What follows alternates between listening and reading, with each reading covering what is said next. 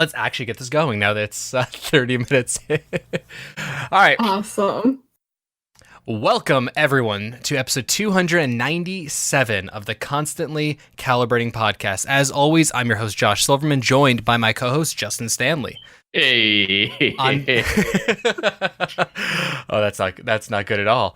On this week's show, we're joined by, honestly, far too many special guests. This is a new thing we went from, let's just have one special guest a week, to shit.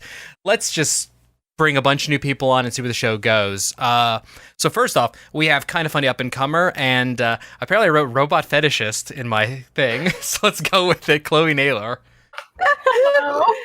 It's so accurate. I mean, you're not wrong. I'm not wrong, but at the same time, I'm like looking at that and I'm like, I know I was writing thing in an anxiety-fueled spree earlier.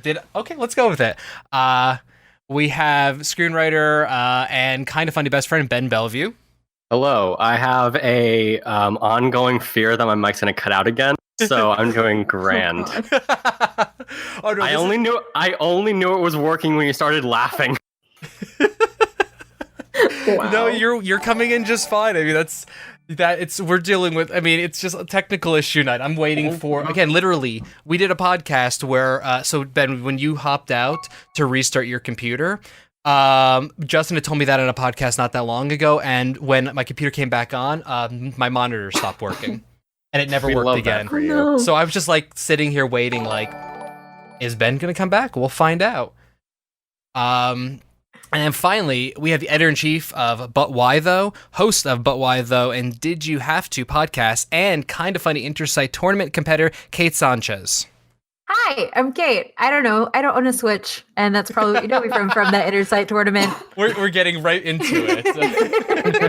I had no way to nicely kind of be cool and introduce myself when everybody else did, and lead with anxiety. It works half the time. Oh, it's what I do with most things. I've been in literally, it's a whole thing. I mean, you could have been Justin screaming John's name at the top of his lungs from 11 rows back during the tournament. Yes, I'm gonna call you Adam. That was funny. He didn't see me. No, he didn't. He was busy. With geese on his hands. He was busy with geese on his hands, almost succeeding. Oh, Yes, love you, John. Yeah, so we're here to, if you were in the pre-show time when I was setting crap up, you may have heard, but just for anyone who's listening to the audio podcast, we are going to be talking about more or less our experiences at PAX West. We'll dip in the games as necessary. If you really want a full games overview and stuff like that, the Catch-All Gaming Podcast, our other show, we did an hour and a half show on our PAX West stuff last week, and then we did it just released today, full hour-long spot all about Marvel's Avengers, because that was just a lot to talk about. But for everyone, was this anyone's first PAX West? Yes. No. So, Chloe, you've done other PAXs before and other conventions, so how would you just rank PAX West against them? You had to. PAX and PAX East, which I think I like PAX East better, but I like Seattle more than I like Boston. I mean, that makes a lot of sense. I mean, this was my first South and my first East this year, and West, Seattle's one of my favorite places. I love West, but East is a better laid out convention. 100%. oh yeah. You can literally walk around. It's not a case of where you hear 20 people throughout the event going, wait, there's a sixth floor? Yeah. Every single day you hear people like, wait, what? And you're just like, yeah, that's where all the indie stuff and really amazing things to check out go up there. But it's kind of glorious because you can get to the sixth floor and be like, no one knows about this. It's the double-edged sword where it's like, I have friends showing off games that I want them to be successful, but also I can walk around up here and not bump into people every 5 seconds. And get a pizza in 2 minutes, and that can't happen anywhere else. It's true. Yeah. That was about 2 minutes, our conversation when I was hanging out with Ethan. Oh yeah, and grab a copy of Space Rocks on your way out. Why not?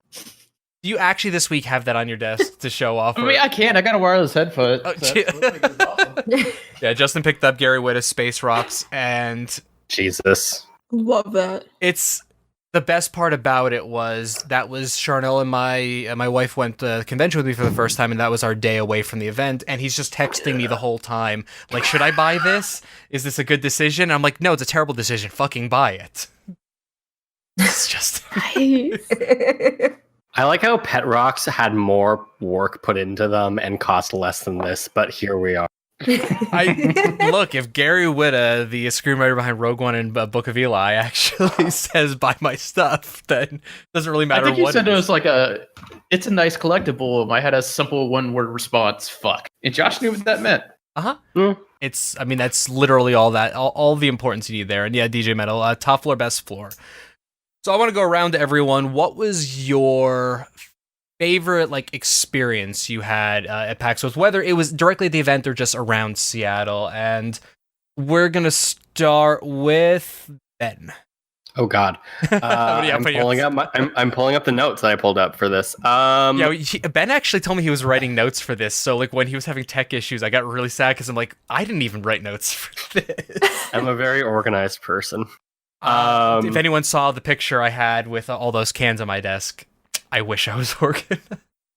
I think my highlight was just people, because that's why I go to any of these events. So I didn't really know you guys when I went there. And I knew Chloe very well, but any chance to see her again is a combination of a living nightmare and a joy.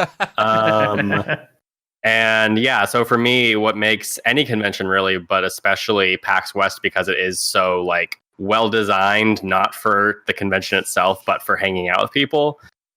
Going to parties later in the night, seeing friends on the floor, that's definitely my broad highlight.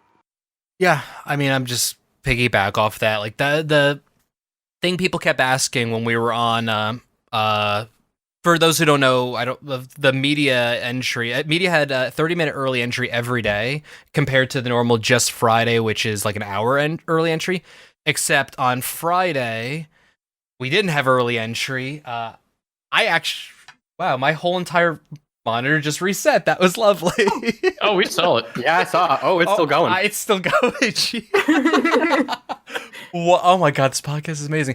No, but I actually know the details of why we weren't let in Friday. I don't know the specific thing. All I know is an exhibitor who shall remain nameless pissed off the fire marshal.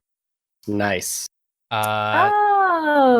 And did everything they weren't supposed to do. I don't know who. All I know is that. So that's they don't obviously don't want to give out the names because they don't want the media and content creators to crucify them pretty much. But yeah, that was what happened. But while we're waiting online for forever, during that, a few people asked me, "What's the game you want to check out? What's the thing you're rushing to?" And I'm like, I'm not here to see games. I mean, there's some stuff I want to see. Don't get me wrong. We were focused on the behemoth breakfast. I was focused on the behemoth. Okay, there was that. Yes. No, I mean, but for me, it was just it's friends. I saw 20 people I knew on that line, and then again, I actually got to meet Chloe in person, who I've talked to a little bit online, and Ben, who I've seen on the internet. Trevor Starkey now acknowledges that I exist. It's even though we live literally a few blocks away from each other. That's my thing about the event is a lot of the kind of funny best friends and then the extended people. I didn't know Kate, and we got to I don't think we actually drank together at the Polish party, but we sat next to each other drunk. By the time it was at the end. Yeah. I had a lot of Polish vodka. It was good. Yeah, my Polish party experience was I asked for a Moscow Mule because that's my drink, and they said no, we don't do that. Okay, can you do a rum and Coke? Don't have rum. What can you do? And they're like, you want a bourbon and Coke? And I'm like, that sounds like a terrible idea. Yes, please. And they never remembered to put Coke in, and the glasses were about that. Yeah, they that's never perfect. remembered to put any mixer in. No. Let's be honest. No, it was a Polish. Yeah. I was at the What's Good game meetup, and another kind of funny best friend, Kayla. It was Kayla, right? Yeah, Kayla. Was like, oh yeah, the VIP section, their pours are 85 to 90% whiskey and 15% Coke, and I was like, get me one of those. John is saying in chat that he was at the event early on Friday. Exhibitor badge, bitch. I would love to make fun of you, John, but you did wonderful work at the event, doing great stuff with Take This. So, I'm actually going to be nice to you here. But yeah, no, the What's Good party was a thing for me because I only got there the last hour. But I want to move on to someone else's highlight. So, Kate, what about yourself? Oh gosh, I'm gonna seem very repetitive. But I expected that. So in like a different way though. So our site has been around for less than 2 years. We did PAX West last year, but I was on a media badge for another outlet. So this was our first time covering the event, like for our site, my husband and I.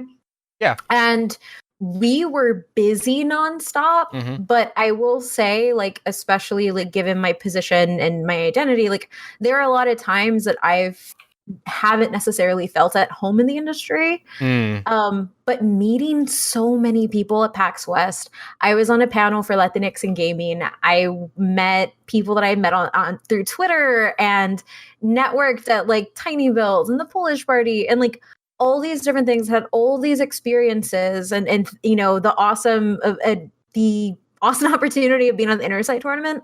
I got to meet so many people that were so welcoming that like I walked away like feel like, yeah, I belong here, we belong here, and like I'm happy that I made this choice.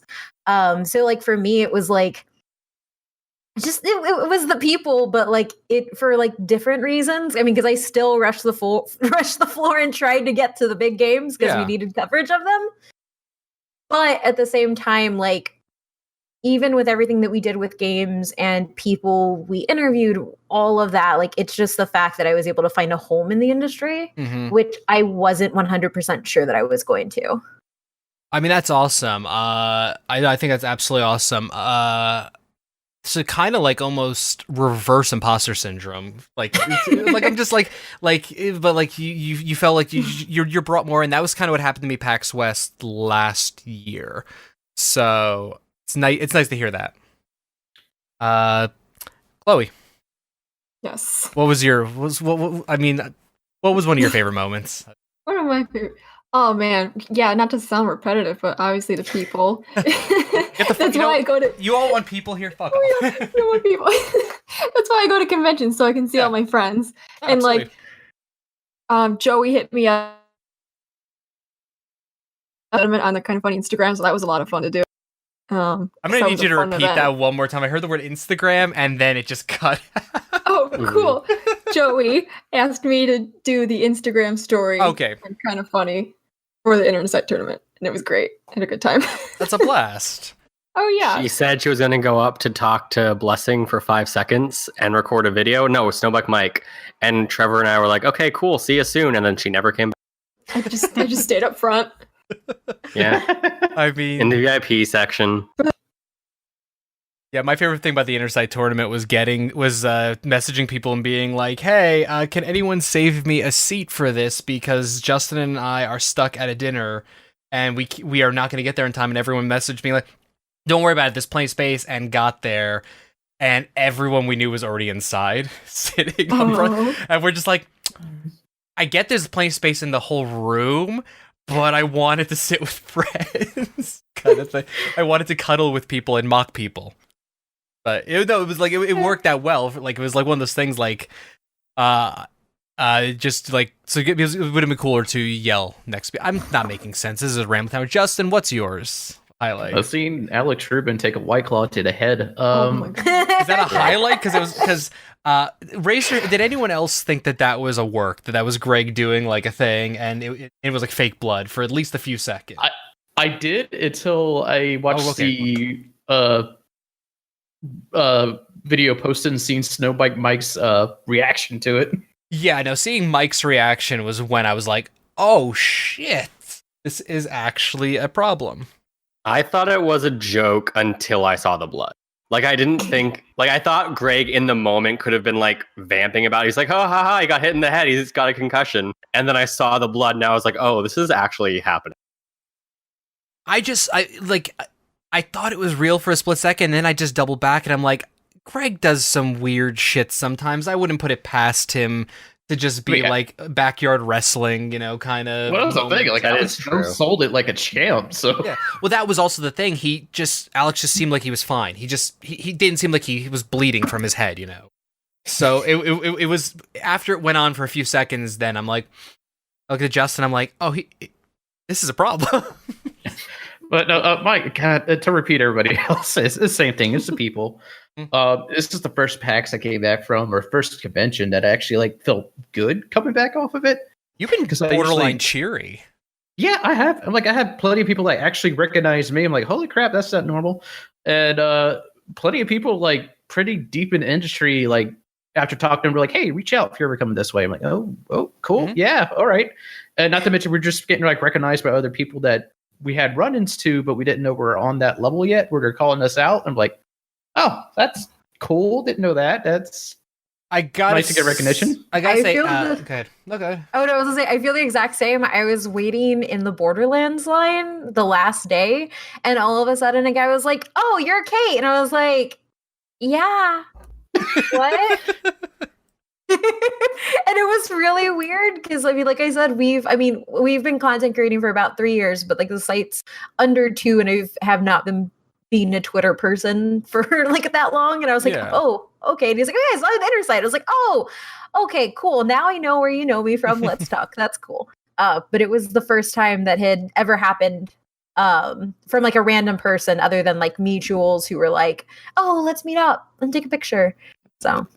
I feel completely. For me, I have some really bad issues with paranoia, in the sense that I just assume everyone hates me, kind of thing. It's just I'm much better now than I used to be with it, but it's just it's just one of those things that just clicks in my head. So I always worry: am I annoying this person? Am I saying the wrong thing? Oh God, should have I said hi? So I said to myself, unless I'm friends with someone, I'm just not gonna really say hi. And then it was, I think, what Justin might be referencing, Eka, the guy behind Falcon Age, was Outer Loop Games, I think, just randomly walked by. I was like, hey, Justin, just started chatting with us. And afterwards I said to Justin, I'm like, oh, shit, okay, that's the person who knows us, kind of thing. And so this was a good event for me, just opening me up to, wow, okay, people like me.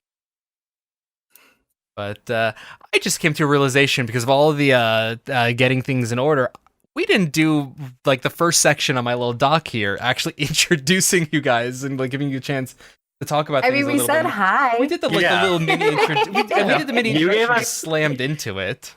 You gave the audience your introduction of us. They know who we are through your lens. Fine, I'll let you guys plug shit at the end then. You're gonna, so if this podcast makes it that long, shut up. So yeah, other things. Were there any experiences? Just leave us to the floor. Any lowlights for the event? I don't want to disparage or I like to be positive about things, but was there any things that you're just wow, this I could do this better next year, or I can make a better moment, or I wish I'd gotten to play that kind of moment. And I'll let whoever wants to go with that. Mine is really simple. I wish I had shot my shot more pre-convention. Mm-hmm. I wish I had actually contacted some of the AAAs. But I only contacted 2, and I wish I had reached out to more contacts that I had made, being mutuals on Twitter, and I wish I had kind of believed in myself a little bit more to try and get to try and do bigger things.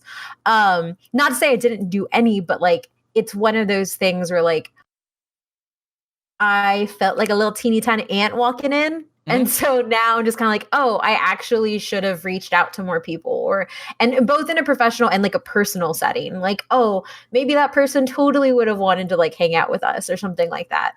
And yeah. I would say that's the amazing thing about these events is this was for Justin and I a huge year for actually just shooting the shot, but less with the reaching out for well, actually, no, that's not true. Because we reached out. I just sent an email to someone I knew who's doing the Avengers stuff, and I'm like, "Can I play Avengers?" Something I would have not done a year ago, and they're like, "Yeah, sure, of course." It was and I was like, "Oh, okay, I could do cool." was not expecting a yes to that. But then it was like the things of just messaging people and being like, you want to go out to dinner or you want to get drinks tonight? And people being like, I'd love to. And it's like, okay. Those are the moments that like I kind of cherish from this event, learning about. No, I was trying to think of like a low, like, because I have this on the dock, and I was trying to think of one. I actually couldn't come up with one. This was like the only one I could think of is I'm really mad the Sheridan for closing down at like only like 11:30 on Monday night. Midnight. Actually, I don't know. I was pretty drunk. But yeah, I have like. Oh, go ahead. Sorry. No, go ahead. Oh, well, Mead's always the same. Like, I work a full-time job, and I do this with my vacation time. And I never get the prep as much in hand. Like, pretty much Josh takes care of all of our stuff. Mm-hmm. I wish I was more involved in that I could prep more, like, put more energy in that. I'm, like, so dead from my job. And the other part is, I wish I didn't kill myself on Saturday.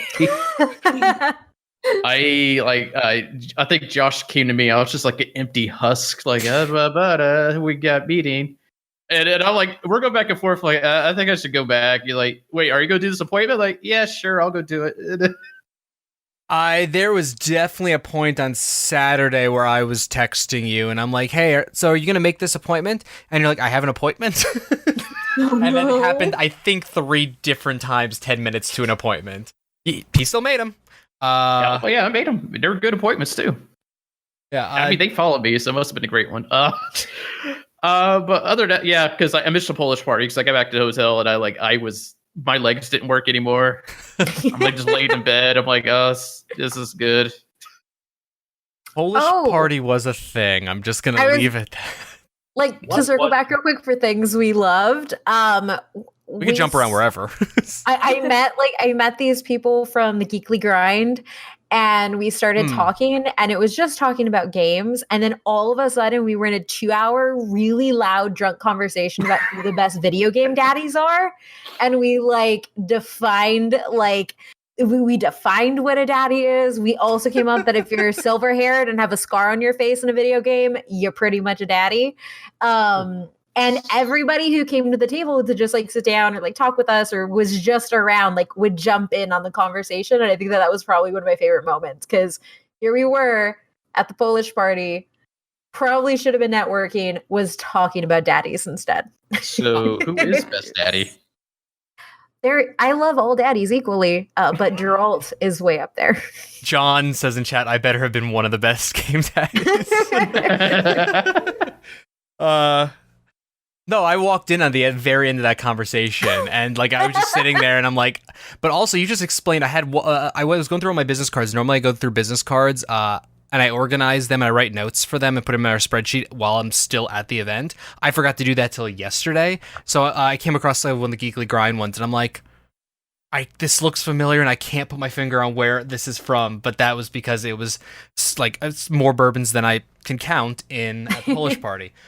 Ben, were you about to ask something or say something? Or? What was the Polish party? So it's essentially, I think to my knowledge, it's an invite-only thing, right? I think. Yeah, it was. I think it was a press invite event where it was just celebrating Polish game developers. Mm-hmm.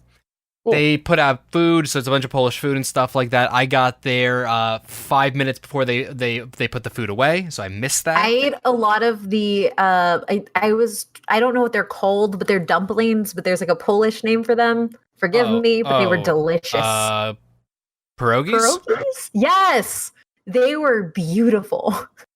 I heard good things about the food. So that was essentially what it was, and it was a room just with a lot of people and free booze for 6+ hours. And from 8 to 2.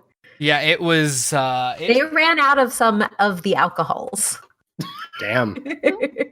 Yeah, they ran out of stuff. They started doing shots. Towards the end of it. A dedicated shot table towards the end of the night.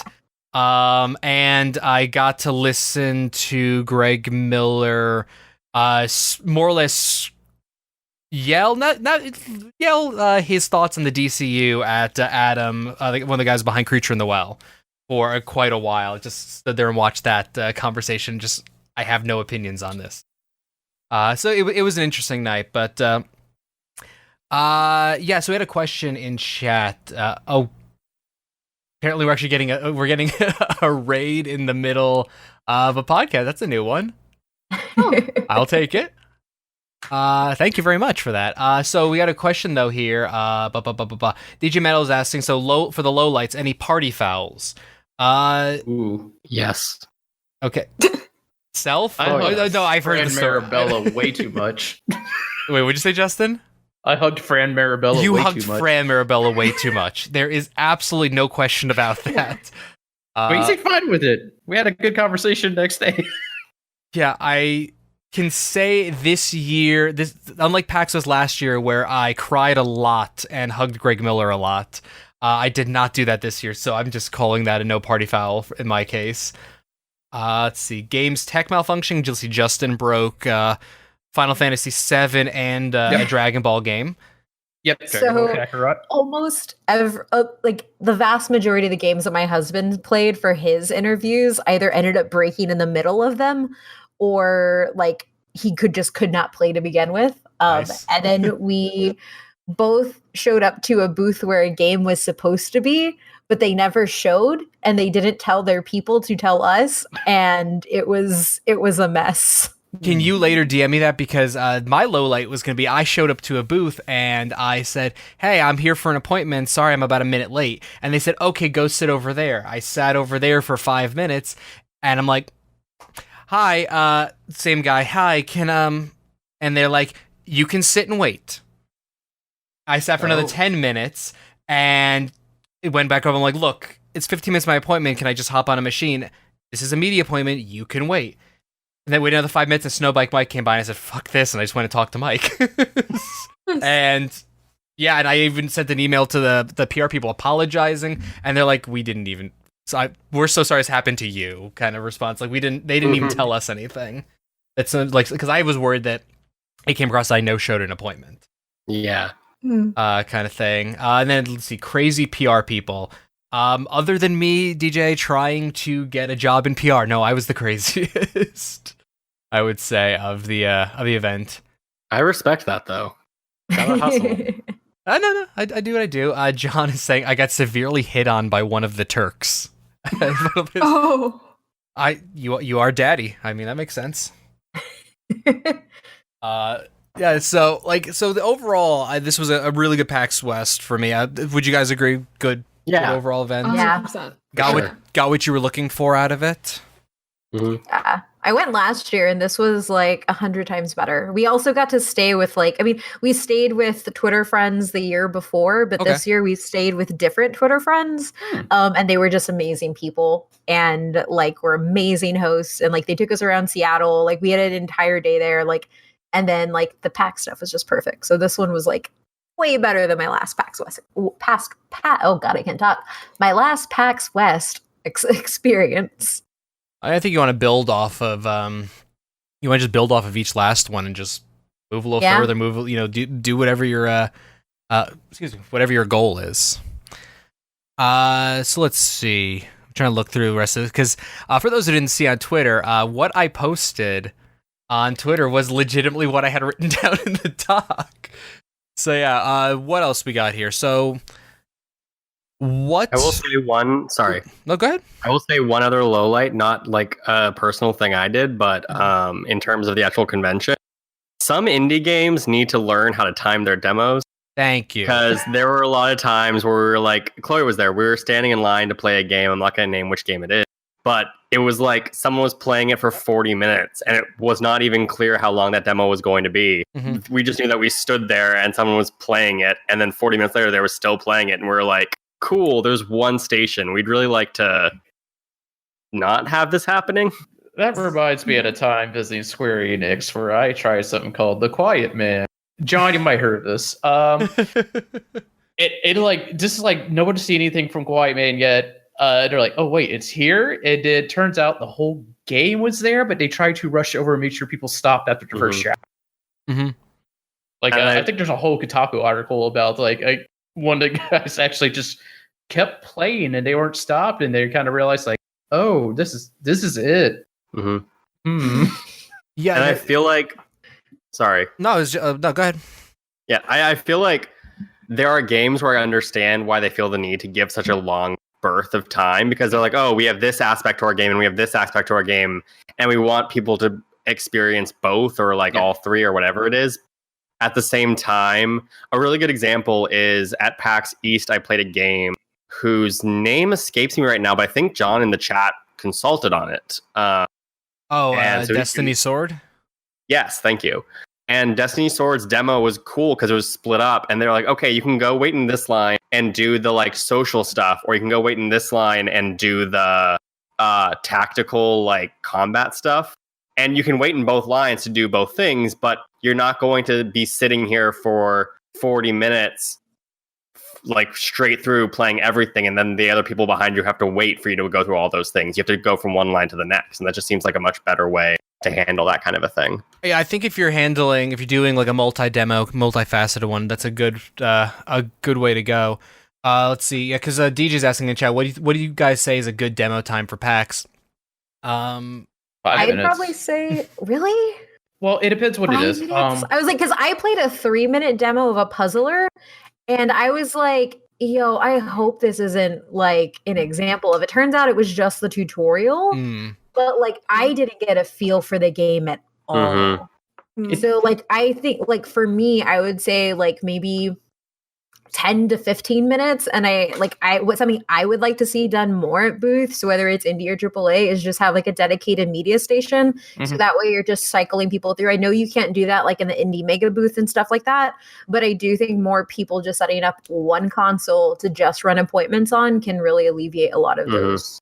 It helps both media and attendees out because media's getting through quickly, and attendees are also not being constantly kicked off of machines when they've waited forever. Because that's like the worst thing for me as media is when they're like, "Oh, we're just gonna go kick this person off," and I'm just saying like no, please don't. Yeah. Like, I'm not comfortable with you doing. And that. it also like it would also leave. I mean, and I know like asking a AAA to do that is really hard, but like there were a lot of times where by the time they actually let media in, I was going to wait the 30 minutes in the line to play a demo. And like, if you just kind of like put one station and just cycle people through that way, it helps it a lot more. And I think at least for me, like I'm trying to get better, but I do have a hard time separating like bad experience at the booth and gameplay. Because that can really cloud a lot of it. I just want to be told ahead of time that if your demo is essentially you just brought your whole game because your game's almost released or near release build, and it's just the whole game on the show floor, I just want to be told going in. Yeah. So I'm not sitting there and playing and like, holy shit, I'm enjoying this, but I got places to be. When is this ending? Like, I don't want to just because I always feel worried when I get up in the middle of a demo, like I'm gonna upset the developer, like that I didn't hit like their game. It's like, no, I've just been sitting here for 25 minutes and I've gotten what I need out of this to talk about it. Yeah. Yeah. Chloe and I were playing a game. Again, not gonna name names. But I genuinely have no idea what the cutoff for that demo was because I played it for 25 minutes and felt guilty because she was just like standing next to me watching. And then I was like, hey, do you want to play? And she's like, sure. And then she played it for 40 minutes and both times I have no idea. I have no idea how much more there was that demo. I think it's just the whole game. It might be. Yeah. There's a lot of stuff. Like the last year's PAX West, my very last appointment of the event was this narrative game that I'd played a snippet of the year before. I was decided to go deeper into it, and it was literally my last appointment. I think it was like a 5 p.m. appointment on Monday. And I got to the point that I straight up started dozing off in the chair because it was a lot of text and stuff like that. And I'm just like, I've been sitting for 45. I was like 45 minutes into this thing. I'm just like, okay, nope. God, this is just not a good demo experience. So the answer to the long-winded answer to that question, probably 20 minutes to me is an ideal demo time for most games. And the most multiplayer stuff is usually a session. The best experiences are the ones that, like, it's not always practical, especially for smaller studios, but the ones who actually prepare a demo cuts of the game. I heard the Blair Witch did it really well. Messenger in the past did it really like they created a specific demo with specific power-ups for you to try out. Super Crush KO did it really well as well. They did that same thing. Yep. So actually, let's just go in the game thing. Actually, what would you say is your favorite game of the show? Favorite one you saw? Wild Heart. Let's hard. yeah, think. Wait, Chloe, I no sound was coming. I just. Okay, that's fine. My internet's kind of. I think we are just having a night right now. It's We really are. This podcast is going to be a mess. I don't. like- it's fine. I can go first because I just realized we wrote an article about this, so I should probably go with the game I chose for my number one choice on our article. It was Stella. Stella. It was Stella. It's a cinematic platformer from Skybox Labs. A whole bunch. They're co-developing Halo Infinite right now. And it is a beautiful cinematic platformer. You're not playing as a kid, which is really cool. You're playing as a young woman in like this like post-apocalyptic world. And the level that they had was specifically running through this forest. And it was an interactive platformer that you could move like back, forward, hide behind things, do all that, but you didn't know that. You had to find it out. And it's not a horror game, but it has a lot of like, it kind of like lives in that like terror moment, like, that moment before the scare. Cause they have, they look like creatures that came out of like Guillermo del Toro stuff, like that just run up and like hit you like a truck if you're in their cone vision. So it's challenging. It's beautiful. There's no words in it at all. So you're running through this and you're figuring it out. It reminds me a lot of Limbo actually, but more detailed, and more intricate. Yeah, Stella. I love that game. It was probably the most beautiful game I saw at the show too. That's awesome.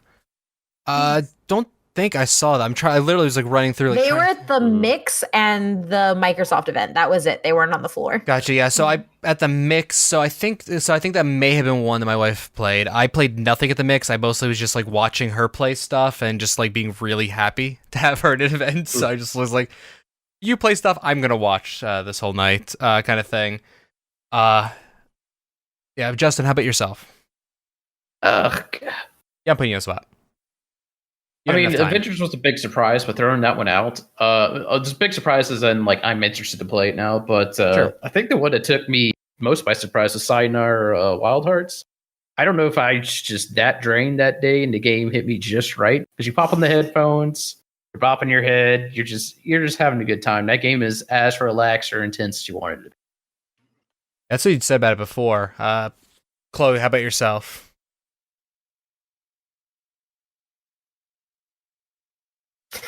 What? I think we had Chloe. How about yourself? Her favorite game? Oh, sorry, you guys totally froze. Yeah, again. I think this is just gonna be. It's one of those nights. This show is called Constantly Calibrating. It's 7.5 years. It's a self-fulfilled prophecy. We are used to Fair it. enough. Yeah, I'm just about on only me now. Oh no! It's like you were the pre-show, and now it's just tech issues at the. My monitor flickered again not that long ago, so it's just like we make do with what we've got. What would you say is your favorite game? From the floor, besides or wherever.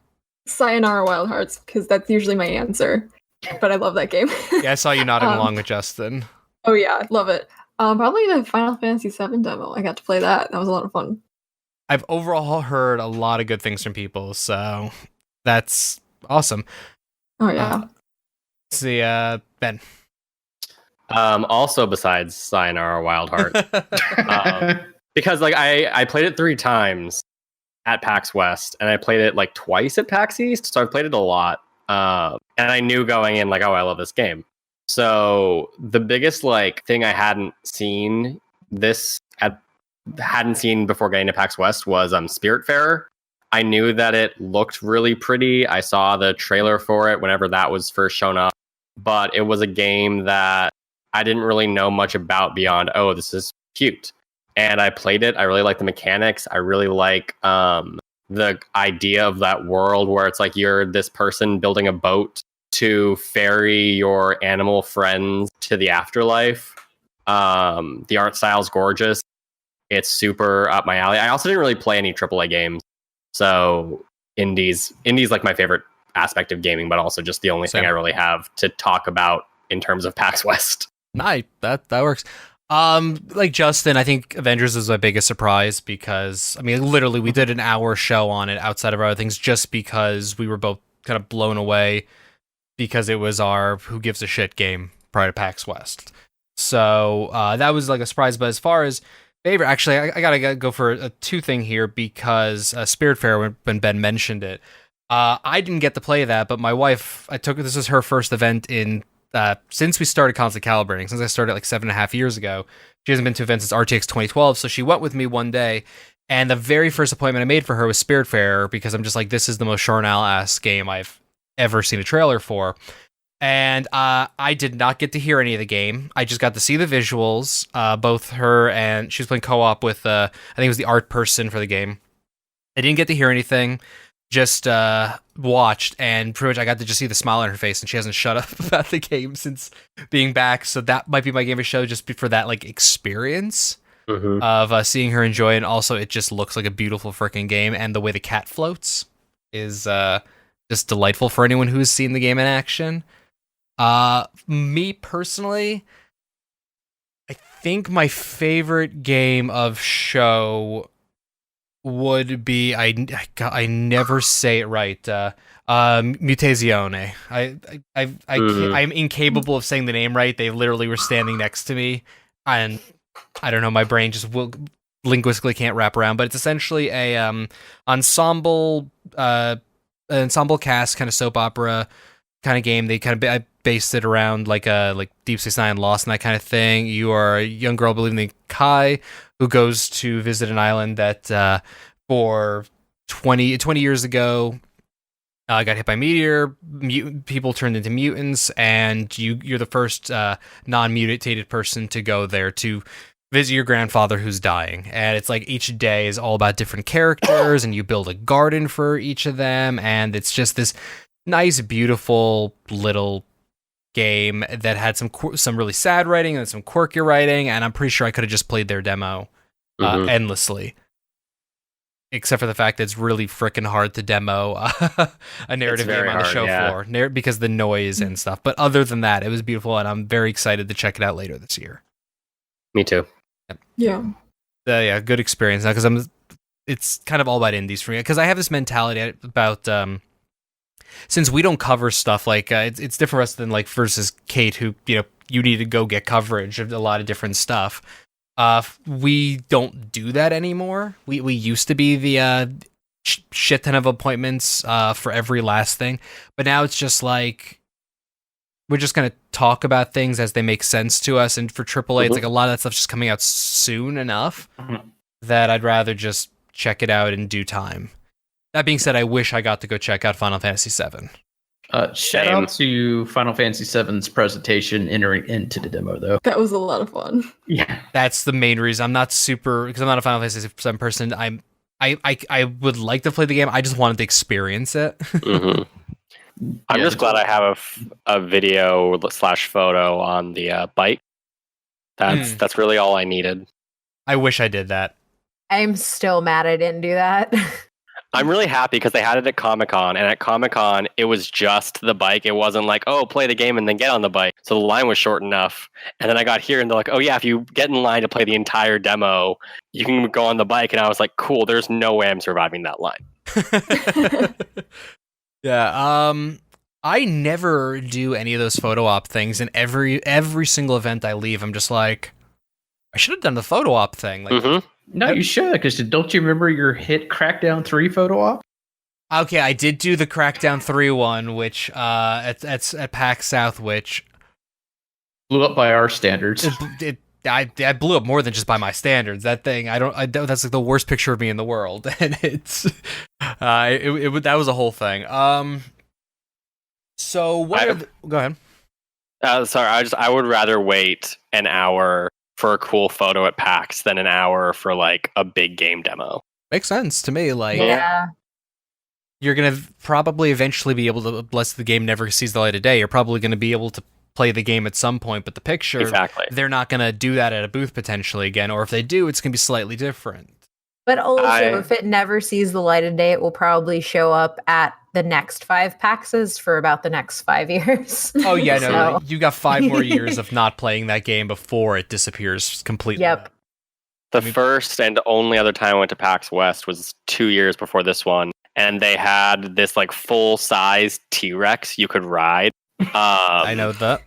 I know the one. Yeah, and we were walking by it, and I saw it, and I was like, I'm getting in line for this. And I forget who I was with. I know Blessing was one of them. They were like, how long of a line is this? It looks like it's an hour. And I'm like, I'm doing it for the gram. I will say my favorite thing was, or one of my favorites, because it's been really weird because since my husband and I have been covering conventions together, like we're not together the majority of the time because we're both at like our separate appointments and doing our separate things. But the cool thing was after we had accepted that we weren't going to be able to play Borderlands or any other big name title during the press 30 minutes, we just decided to walk around and we went to the Cryptivo booth and he found, actually he went to the Cryptivo booth, yelled, Kate, there's a raptor you can ride. And then I ran over to the Cryptivo booth and we both took pictures with it. And it was like an animatronic raptor and everything. It was great. And well, I was going to ask, does anyone remember the animatronic raptor? Because I can't remember what booth that was at right now. Cryptivo, because of Prehistoric Kingdom, I think, is their like dinosaur world sim that they have. Yeah, it was great and it was fun and it was cool. Like after we had accepted the fate that we weren't getting into the AAAs, we're like, oh, okay, we're just gonna do everything else. So that was cool. Nice. Yeah, you make use of the time you've got. So I think that's anyone have any final thoughts on PAX West? Because I think we're kind of getting to the end of time and the usual time of the podcast where my wife starts knocking on the door and asking if I want dinner. Any other final thoughts from anyone? I'm just really happy. No. Here's the question. I got to meet a lot of people. Yeah. Sorry. No, I was. Again, we had a cutout. I wasn't hearing you at all. No, you're perfectly okay. Like, no, that's just like my final takeaway from PAX. I'm really happy I got to meet everybody. Super glad I got to meet you guys. Like, I don't know. That's my final thought. PAX West was great. Which sometimes, I mean, when you have to put out a lot of content, because I think between my husband and I, we were sitting at probably between like 27 articles. That we've put out since like That's Tuesday. Yeah. So we've been just like pushing it, but it's one of those things where like I've been to cons before where we have to put out that content and it just drains us and then it drains the memory of the con. But that wasn't PAX West. Like we each got like killer games that we loved. I mean, he had some broken ones, but he still enjoyed them. We met great people. Like we still have that like really good energy from that, which is really hard to keep when you're just so tired. So that's been my takeaway and kind of like my final thought on the event, really. Yeah, I think that's a good way to leave off. What events you guys got on the horizon? We were kind of really at the end of event stuff other than TwitchCon coming up. Anyone else doing South or East planning on next year? I would love to do East. I feel like I need a reason to justify it. So, and I need the money to afford it. So I don't know. Like even PAX West. PAX West was a very last minute. Like I had an existential crisis during RTX, and I was like, well, I'm going to PAX West.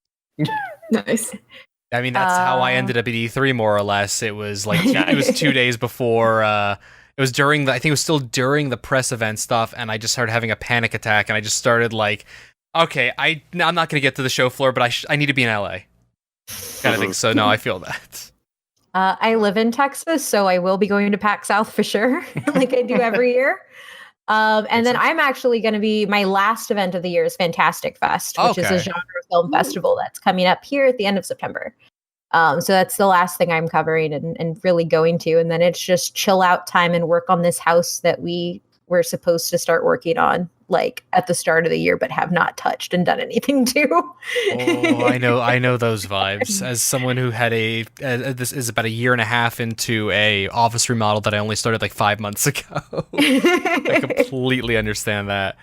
Yeah, I'm still trying to figure out what my event stuff is because I'm currently at the point where it's just like I couldn't afford. This is my first RTX I did not go to since 2012, so it's like I couldn't afford that. I couldn't afford PAX West. It's just the dice roll worked out, so we'll see where stuff ends up. Kind of need one of those job things at this point.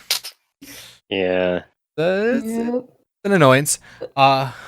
Hopefully Life. have one of those to have a PR thing to someone to send me to an event so I can make all of you play games that I'm repping. I call it the Belinda Garcia effect. That's the move I'm trying to make. I'm like, hey, if anyone wants like extra help at PAX East, I'm not saying hire me permanently, although also you could do that.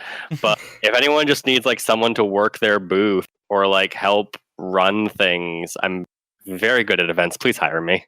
You heard it here first. Actually, just for that note, Versus Evil, every event is looking for volunteers. So, but I don't think they pay anything. So, there you go. Yeah, but I was just saying, like, yeah, no, I want to do the same kind of stuff there. Mhm. But yeah, we'll see. We'll see where the dice rolls. But all right, let's go around and you guys talk about anything you want to plug.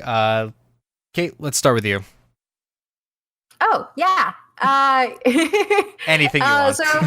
So my website is butwhythoughpodcast.com. You can find both my podcasts on there, But Why Though the Podcast and Did You Have to? The first is a pop culture podcast, and the last one is an anime podcast.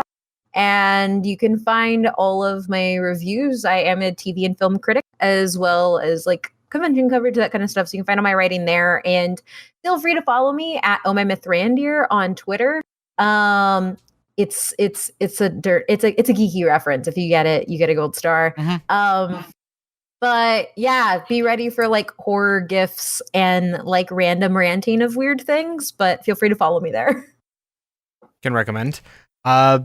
Ben, how about yourself?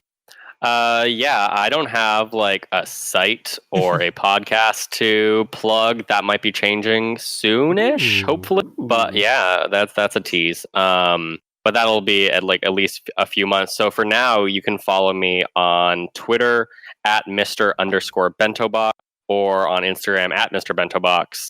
No underscore because Twitter is the only one where we're stolen from me. Yeah, like you said, I am a screenwriter. I just graduated with that degree. So You young people. I'm figuring. I know.